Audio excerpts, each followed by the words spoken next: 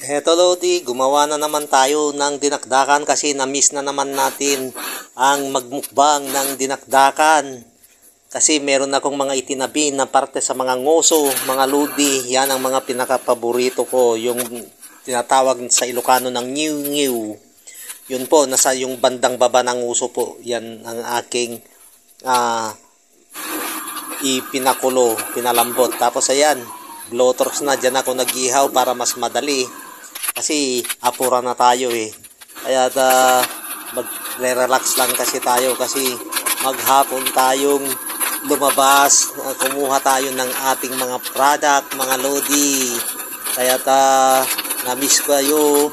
Kaya ito ang reels ko ngayon na ipapakita sa inyo kung ano yung ginagawa ko ngayon. Dumating na ako.